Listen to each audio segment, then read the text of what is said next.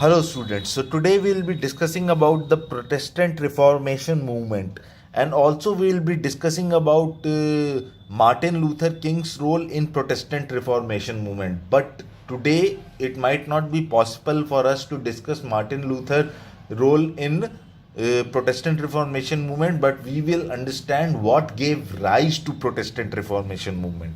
So let's see what the book says. Background: the Roman Catholic Church, led by the Pope, had exercised unquestioned authority over the rulers and people of Western Europe. The Pope maintained his own army, waged war, collected taxes from the lands owned by the Church, and laid down norms and traditions that were binding on all Christians. A Christian who disobeyed or questioned church norms was proclaimed a sinner, was denied all church services, and was condemned to hell after death. A sinner was severely punished and could even be burnt alive. So, when the church started gaining strength, and when the church was at its peak of strength, it started making its own army. It also started fighting wars. Also, church was the authority which collected revenue from the land. The taxes was collected by the church.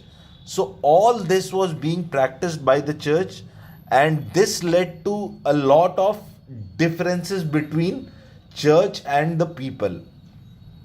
The church had accumulated a lot of money by charging people in various forms. These included a tithe, or 1/10 of the income of every Christian. So church, how they accumulated money? By charging people tithe and 1/10 of their accumulated income. Moreover, it was a common practice for Christians to confess their sins before a priest. The church used to issue letters of pardon called indulgences, which promised remission from punishment for sin. The sinner could do penance in the form of a special service or go to a place of pilgrimage. The rich avoided doing penance by buying indulgences. In fact, raised Pope Leo X raised enough money through the sale of indulgences to build the St. Peter's Basilica church in Rome. The Pope and the higher clergy became corrupt and began to live lives of luxury. So what happened? That Pope started earning, and the church started making a lot of money. So this led to unusual differences between church and its people. So let's what we will do. We will discuss a little bit of role of Martin Luther today, and then we will continue it from the next class. So, role of Martin Luther. The church came under criticism and a movement for its reformation began, known as the Protestant Reformation movement. It began in 1517 under the leadership of a German priest called Martin Luther and spread to most countries of Europe.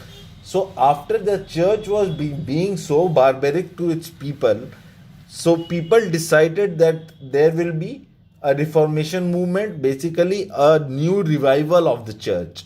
So, and who was the leader of the reformation movement? Martin Luther.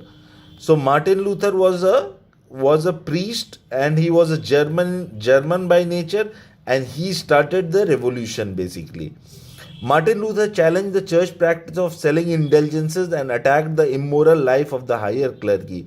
What did church used to do? When somebody committed a crime or somebody was doing a sin, what they used to do? They come and they used to confess in the church. The confession was basically either could be they had to serve as penance, or they had to do community service, or some rich people, they started buying indulgences. These indulgences were the confessions that people used to make. So church would grant these indulgences. Rich people would buy, poor people won't be able to buy. So church became richer day by day, and that's how church gained authority over everyday lives of people, and it became richer, it became corrupt. So that was why Martin Luther, he started the Reformation movement, and that's how we will be discussing the role of Martin Luther in our next class. But it's important to understand that Martin Luther was a German priest who started it. So we'll stop here today. We will continue in the next class. Have a good day.